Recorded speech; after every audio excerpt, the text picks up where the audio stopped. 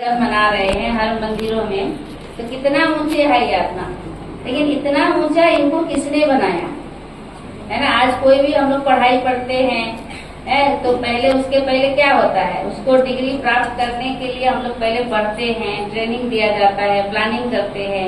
उसके बाद में जब हम मेहनत कर लेते हैं तो मेहनत के बाद ही वो लक्ष्य को हम प्राप्त कर सकते हैं, यानी वो डिग्री ले सकते हैं।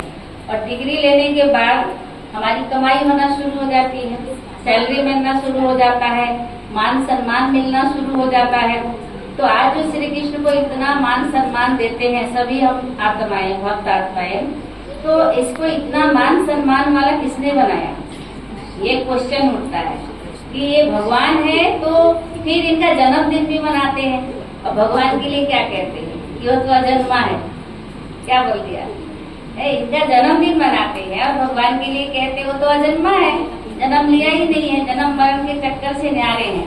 तो वास्तव में भगवान ने इनको अपने समान बनाया है। इसलिए इस समय में बाबा वो टाइटल हमें देते हैं कि मैं गॉड हूँ, भगवान हूँ और आप मास्टर गॉड हो।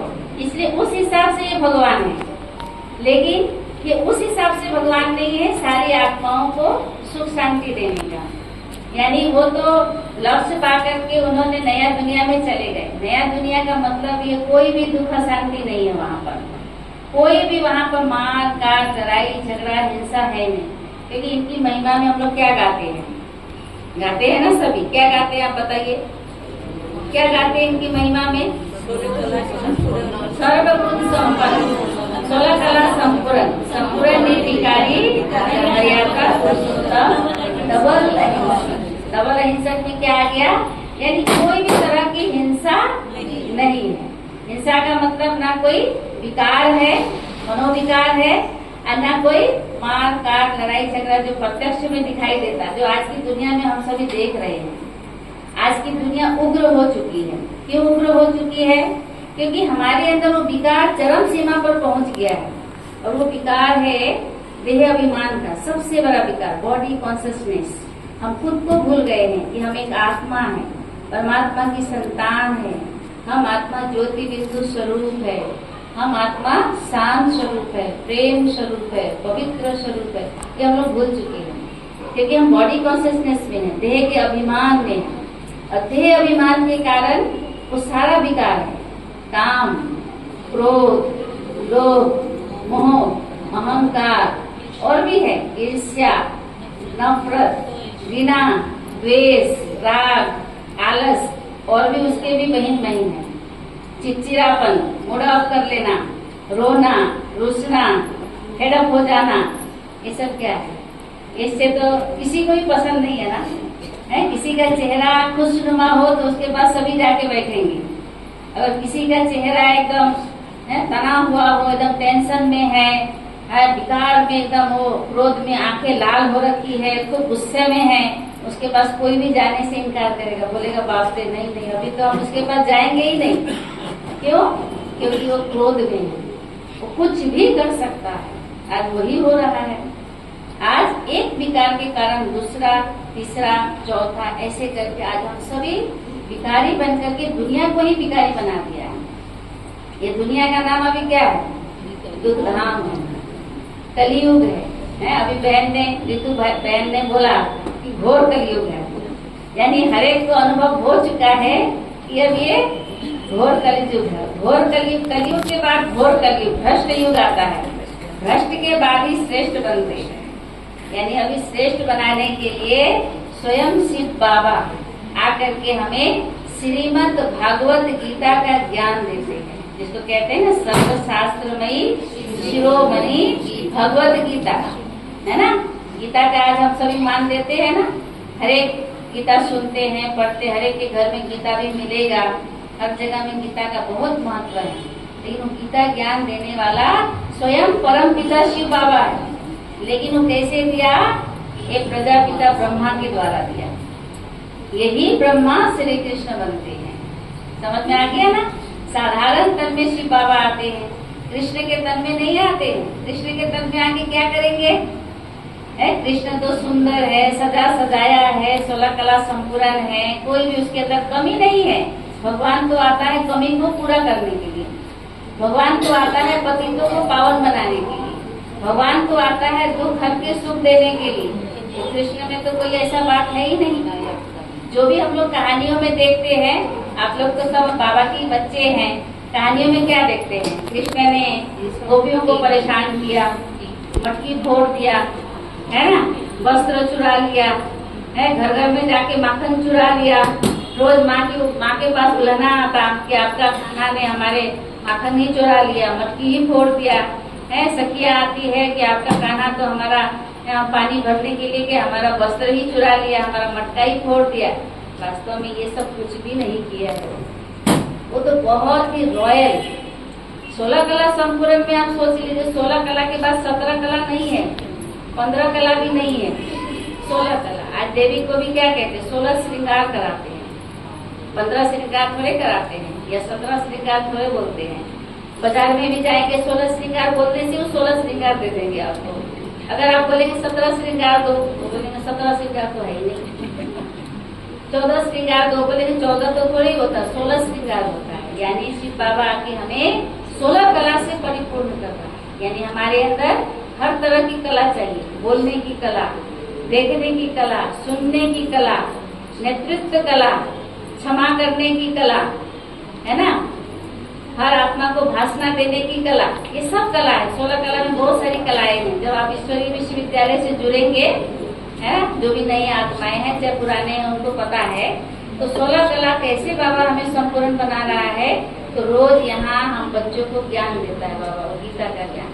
इसीलिए हम तो ज्यादा भी डिटेल्स में नहीं जाएंगे क्योंकि आप सभी बाबा के पुराने बच्चे हैं, और नए बच्चों के लिए आज ही पूरा डिटेल्स नहीं देंगे क्योंकि एक ही दिन में ज्ञान हजम नहीं कर सकेंगे, है ना, अनपढ़ हो जाएगा। सारा दिन का खाना एक ही टाइम में थोड़े खा लेते हैं, पेट ढकार देता है, बोलता बस करो हो गया, है ना, अब इसको ही हजम करो। तो बाबा भी हम लोगों को शिव बाबा रोज ज्ञान देता है, 1 घंटे का ज्ञान देता है और कहता अब इसको मंथन करते रहो, मंथन करो, मनन करो और उसको अंदर ले जाओ। ज्ञान सुन करके अंदर ले जाने का है। मालूम है ना कि एक व्यक्ति ने 3 मूर्ति बनाया। एक का जो है तो एक व्यक्ति आया तो उसने बोला कि अच्छा इसका महत्व क्या है, तीनों के एक जैसा ही है, एक जैसा क्यों तीनों बना के रख दिया?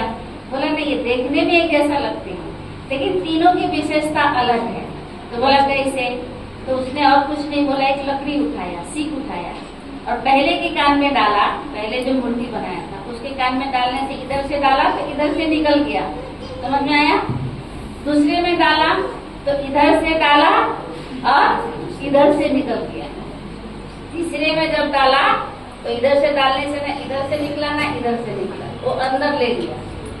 कहने का मतलब कि आज संसार में कोई भी सत्संग में, कोई भी पूजा पाठ की जगह में, कोई भी मंदिरों में, कोई भी भागवत जो भी जहाँ भी हो रहा अच्छा ज्ञान मिलता है वहाँ जाते हैं, लेकिन सुन करके वहीं बहा देते हैं। ये अभी हो गया, मेरे लिए थोड़ी है, अभी तो मेरा बहुत बड़ा जीवन है, अभी तो बहुत एंजॉय करना है, अभी तो बहुत कुछ करना है, अभी सन्यासी थोड़ी बनना है, भक्तन थोड़े बनना है।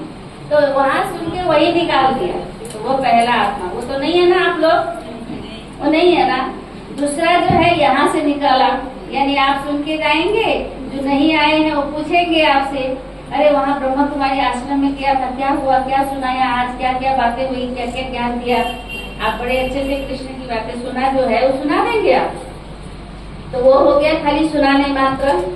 लेकिन जो तीसरा तरह की जो व्यक्ति है जिसके अंदर रह गया, यानी यहाँ से सुन करके रोज रोज बाबा हमें क्या कहता है, यहाँ धारण करो, यहाँ लो, क्योंकि यही इसी को हमको भरपूर करना है। ये नेगेटिव से भरा है और ऐसे खाली है, मैंने पॉजिटिव है ही नहीं, नेगेटिव से भरा हुआ है। इसीलिए यहाँ से भी वही दिखता है, यहाँ से भी वही सुनते हैं, यहाँ से भी वही बोल देते हैं, हाथ से भी वही कर्म कर देते हैं। इसलिए शिव बाबा हमें रोज रोज जो ज्ञान देता है, ये बड़े उच्च ज्ञान है, ये डायरेक्ट परमात्म ज्ञान है। यहाँ कोई आत्मा का सुनाया हुआ ज्ञान नहीं है, ये परमात्मा का सुनाया हुआ ज्ञान सर्वश्रेष्ठ ज्ञान है। और इसी सर्वश्रेष्ठ ज्ञान से हमेशा सर्वश्रेष्ठ उत्तम 16 कला संपूर्ण बनेंगे। लेकिन उसके लिए हमें पढ़ाई पढ़नी पड़ेगी, मेहनत करनी पड़ेगी, एफर्ट करना पड़ेगा। और एफर्ट क्या है? सिर्फ बाबा हम बच्चों को रोज यही ज्ञान देता है कि अपने को आत्मा समझो। यहाँ सबको जो तिलक लगाया गया आज, आप पहले भी लगाते हैं, यही लगाया ना, यहाँ पहले से भी लगाया और अभी भी यही लगाया आपको, यानी आपको स्मृति दिलाया गया कि हम कौन है, हम एक आत्मा है, ज्योति है, लाइट, व्हाइट, ब्राइट। यानी आत्मा क्या लाइट है, व्हाइट है और ब्राइट है, हल्का है, तो उसकी इसलिए कहते हैं ना भृगुटी में चमकता है अजब सितारा, यानी आत्मा। अब वो आंखों से नहीं दिखाई देगा। अब आप सोचेंगे कहाँ सितारा चमक रहा है, लेकिन जो ज्ञान का जो सितारा आ गया हमारे अंदर कि हम एक आत्मा है, समझ आ गया, ज्ञान ही हमारे लिए सितारा है, यानी हमको आत्मा का ज्ञान मिल गया। इसलिए आत्मा समझ करके मन बुद्धि से शिव बाबा को याद करना। जैसे अभी हम लोग भोग लगा रहे थे, शिव बाबा को याद किया, शिव बाबा को याद करके इस भोग में शक्ति डलवाया कि बाबा ये भोग को शक्तिशाली बनाओ, सभी आत्माओं को पॉजिटिव बनाओ, सभी का दुख हरो, सबको सुख शांति दो, यही है मेन। इसीलिए अभी हर एक आत्मा को क्या करना है, अपने जीवन में ज्ञान को धारण करना है। सुनना सुनाना देखना दिखाना बहुत हो गया, अब बाबा प्रैक्टिकल चाहता, अनुभव करके औरों को भी अनुभव कराना है। इसलिए हम और ज्यादा समय नहीं लेंगे। और अभी हमारे बीच रश्मि बहन भी है जो हमारी पुरानी स्टूडेंट है, बाबा की यहाँ बच्ची है, रेगुलर स्टूडेंट है, इनके पूरे फैमिली ज्ञान में, पूरे फैमिली माना इनकी, ये है भाई जी हैं जो आए नहीं है ना, भाई जी हैं, है ना, पवन भाई, और इनकी लड़की है, जब 1 साल की थी तभी ज्ञान में आई, अभी वो लड़की 22 साल की हो गई है और वो बहुत अच्छा डिग्री लेकर के वो पढ़ भी रही है और बाबा की सेवा भी करती है। बाबा को याद कहीं पर भी जाती है, उसको बाबा ऐसा हेल्प करता है, ऐसा मदद करता है, उस आत्मा को मतलब कोई तरह की कष्ट अनुभव ही नहीं होता है। वो आके अनुभव सुनाती, दीदी बाबा ने तो हमको ऐसा कर दिया, सेंटर में ही रख लिया, हमको तो बड़े शुद्ध भोजन खिला रहा है, हमको तो ऐसा कर रहा है। तो इसका मतलब क्या, हिम्मत का कदम हम आगे बढ़ाते हैं तो बाबा हजार भुजाओं के साथ हमारे को मदद देने के लिए एकदम हाजिर रहता है, जी हाजिर करके हाजिर हो जाता है।